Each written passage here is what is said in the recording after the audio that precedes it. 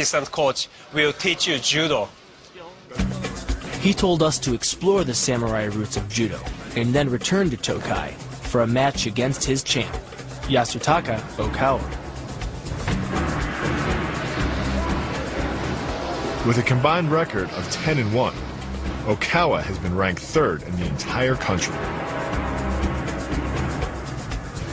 Well, we got one of the top fighters from one of the top teams in all of Japan in judo.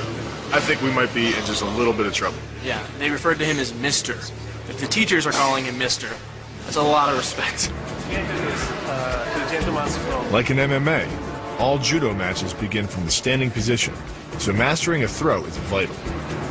A good clean throw will not only take an opponent down to the mat, it can also begin and end a fight in one stunning move.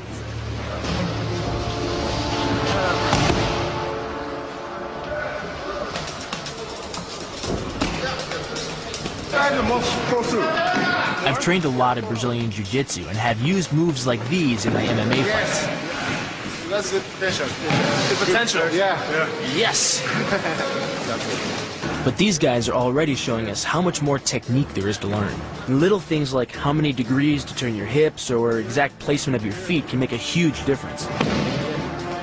Nowhere was that principle more apparent than a throw Tokai champs are famous for, Uchimata.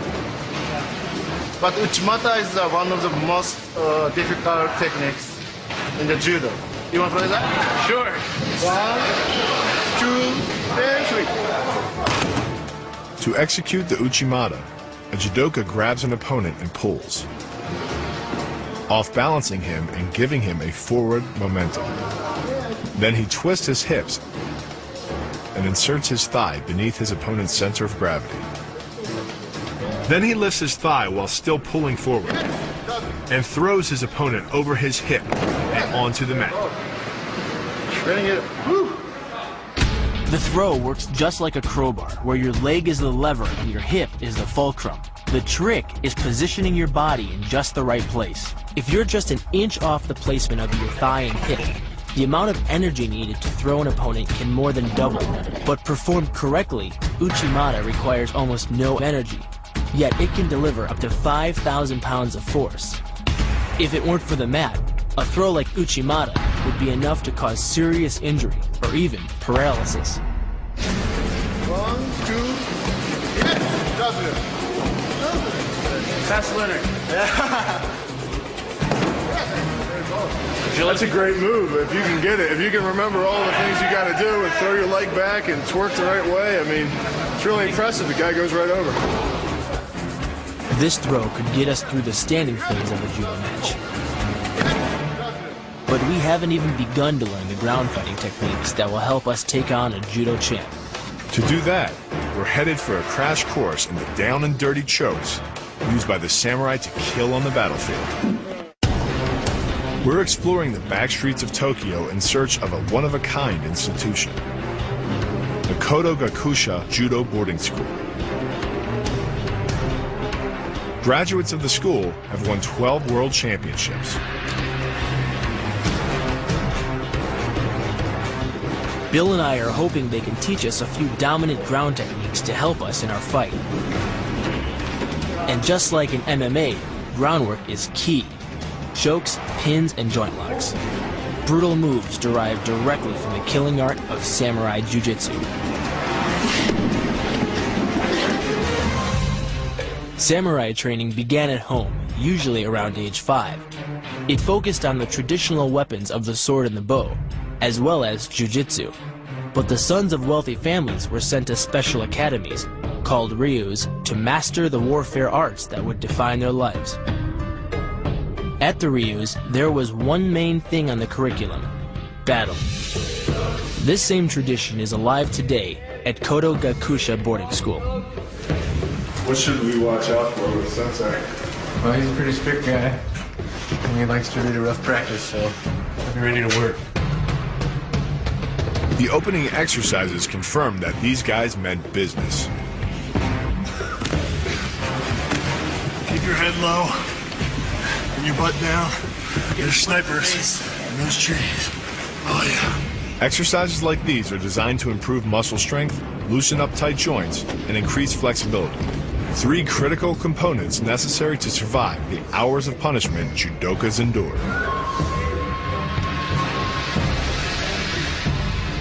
I dare anyone to come try this for a couple hours and say it's not hard work. I've been on professional football fields and big wrestling rings.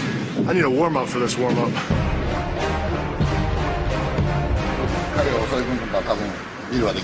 He says that Bill probably can't pin him. Bill, you said you can't pin him. That sounds like a challenge.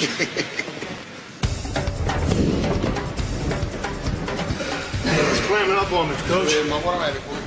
The principles of judo are a lot different than wrestling.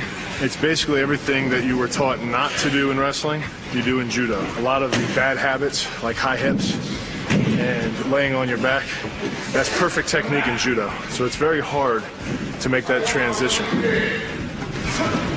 I think Jason's having an easier time because he has a jiu-jitsu background.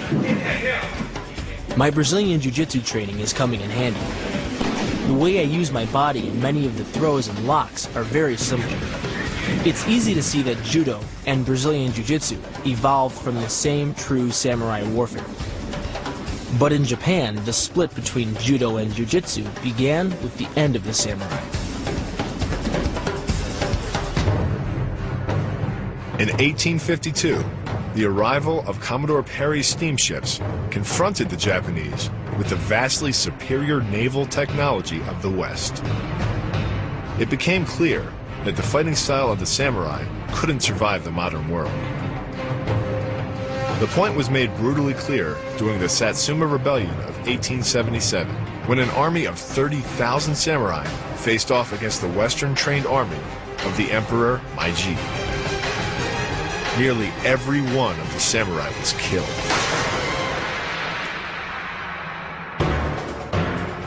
With the end of the samurai, jiu-jitsu fell out of favor in Japan, to be replaced by the more scientific judo. But old-school jiu-jitsu didn't vanish entirely. It survived in a few isolated dojos and in other parts of the world where samurai and their descendants settled.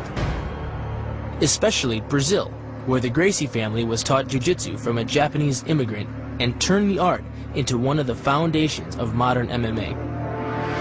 And in MMA, one of the most famous techniques is called ground and pound.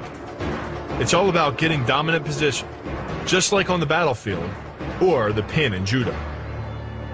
At the school, we warmed up by getting into and trying to get out of various pins. There you go.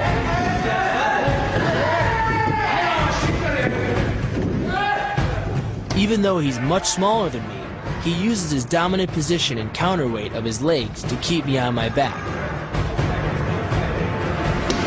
This kind of groundwork is incredibly grueling. You ever see when a T-Rex grabs a human being by the top half and their legs are swinging out? That's what Jason looked like just now. Woo, that was a lot of work to get to the back. Bill, it's your turn.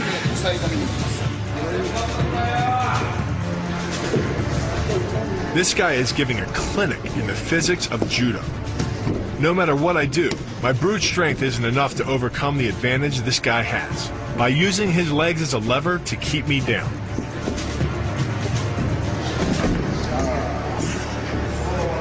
He's very strong for a little guy. Look at the size difference, though.